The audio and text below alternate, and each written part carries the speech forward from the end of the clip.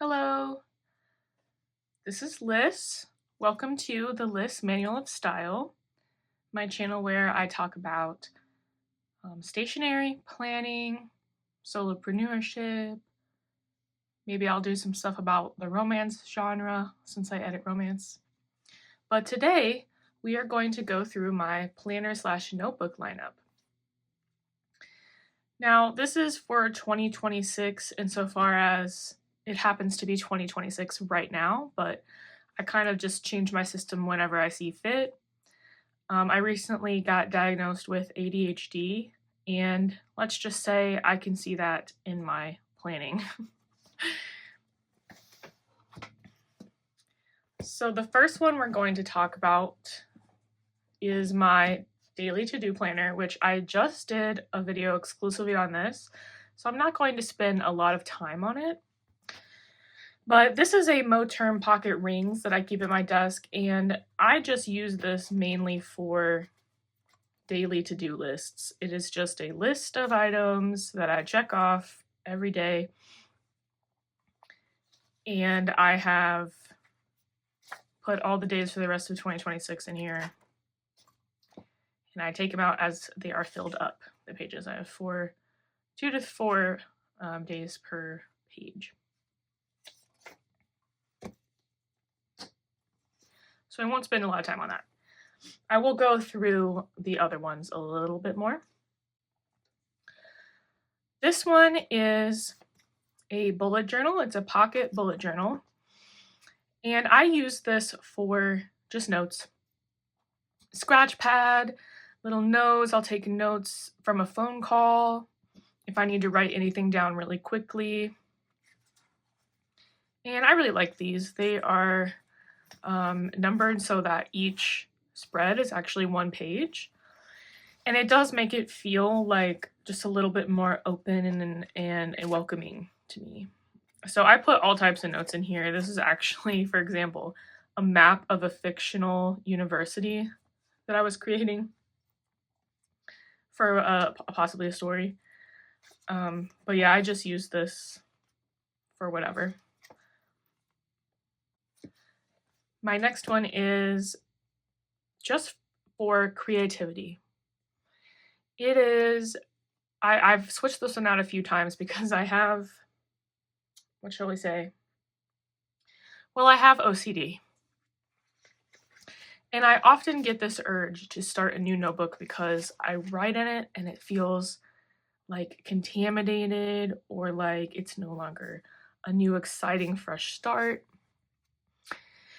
So I am challenging myself to not do that with this one. And I've picked a Lordstrom jot book, so it's quite short.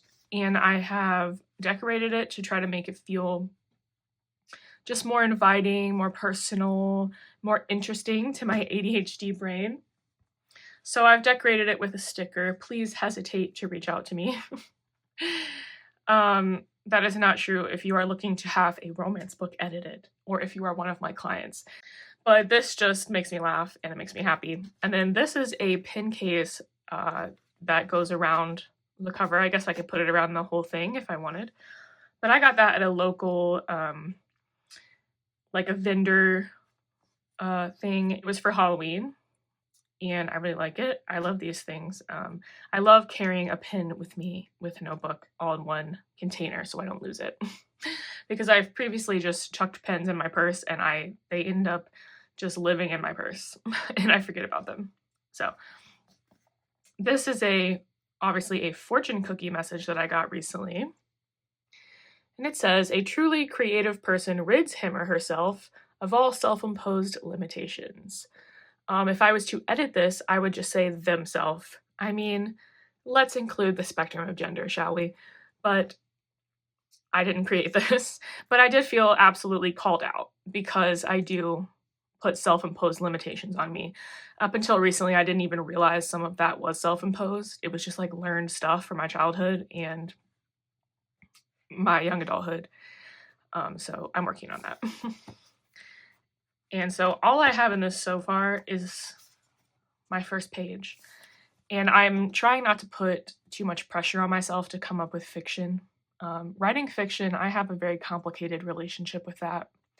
I have been dealing with basically very intense writer's block for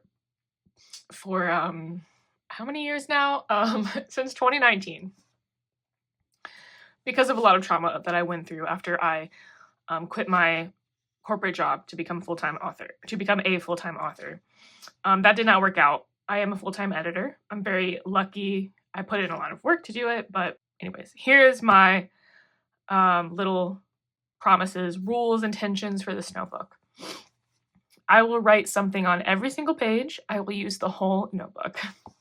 So with OCD, you really need to challenge your compulsions. Like my compulsion is coming from contamination OCD.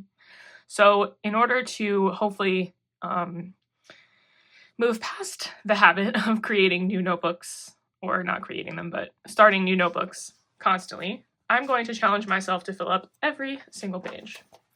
On the last page here, I do have a grid guide, but so far this is still feeling like a fresh, clean notebook to me, but I will be pushing past that feeling.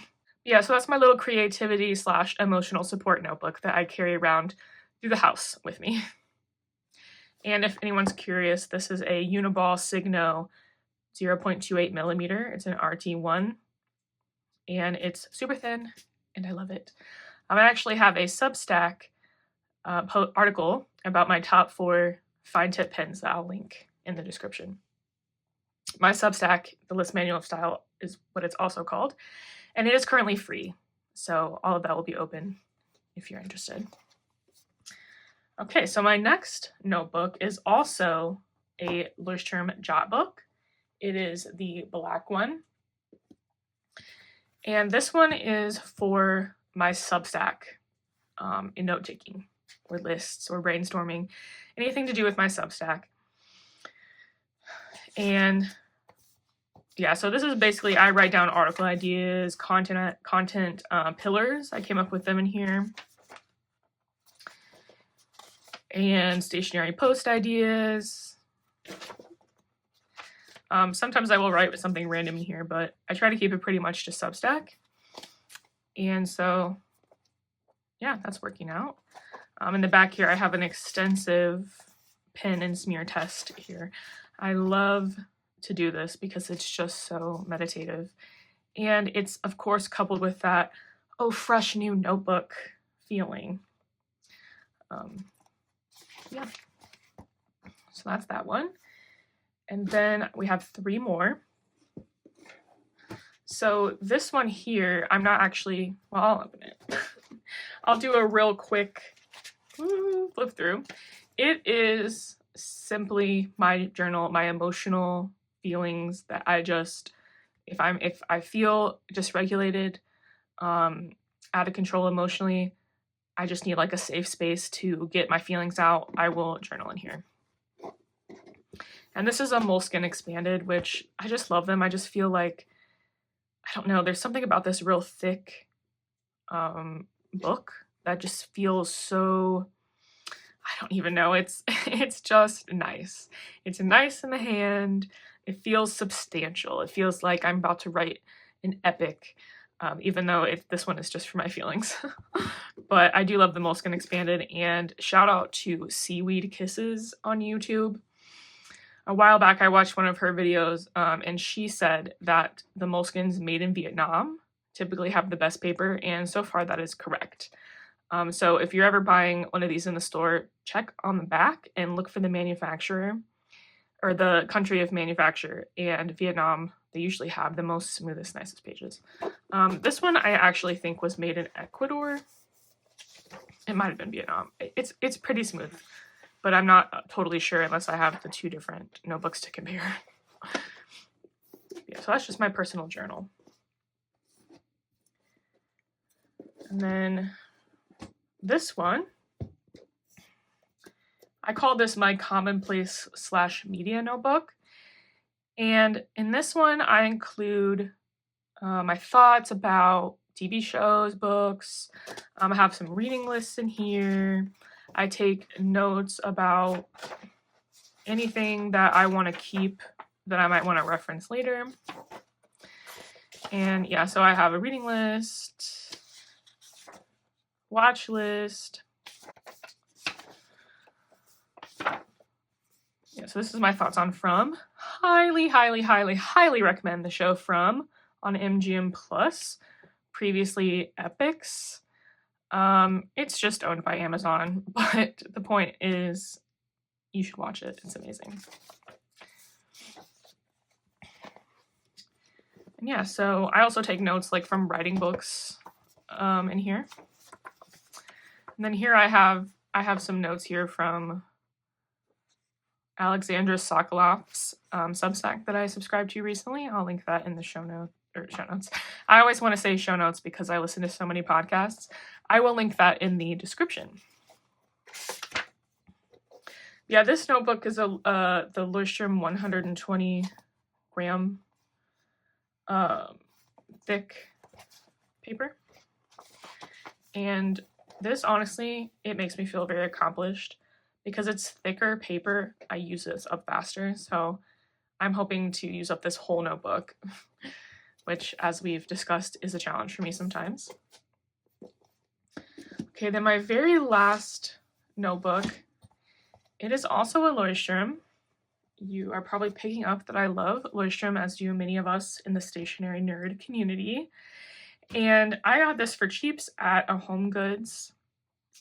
They recently, TJ Maxx, Home Goods, Marshalls, they recently had some overstock from Leuchtturm, and I was so happy I got there with there were just a few left. And I actually went to so many stores because in New Jersey we have a lot of stores, and I was able to find a few, which is very exciting. And I typically don't get a B6, but I was craving a large notebook for this because what this is brain dumps. And so, as I said, I do have ADHD, and I was watching a podcast episode on YouTube. I think it was the ADHD Chatter, and I don't remember the episode, but there was a woman on there talking about writing out like all the stuff you have to do and then like categorizing the items into like, I hate doing this, I want to do this. And I don't do that, but I did take inspiration from that and decided to write out like on a day off that I had. So this, I'll get back to that in a second, but this is a sticker from the Boardwalk. They're amazing. I love their t-shirts so much. And no doubt you will see me in some of those t-shirts once I do some face videos. All right, so what I started doing in this notebook was my ideas for all the stuff I could be doing. And this is especially helpful on a day off when I am just sitting there with analysis paralysis, unable to think straight because everything's in my head at once. So I will just go through every single thing I can think of that until I feel like stopping about what I could do. And then I'll just pick a few things off there, and that's how I actually get stuff done or enjoy doing anything on my day off. But I use this notebook for all types of brain dumps, which is just another word for brainstorming, but it's the brain dump is just like it's getting out of my head so that I don't have to be thinking about it anymore and I can focus on the one thing I want. So yeah, I use this for, yeah, here we go. Brain dump, how to make more money, always important. Blog post topic ideas. I actually did brain dump ideas for brain dumps.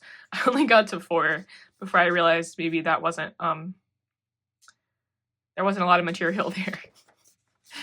But yeah, I love doing this. I do it almost every day at this point, especially on a day off because I was realizing I was not recharging on my days off at all. And so I need to do that because I edit a lot of books, a lot of books. And my brain simply needs to recharge. It cannot be sitting, worrying, stressing out because I can't think straight.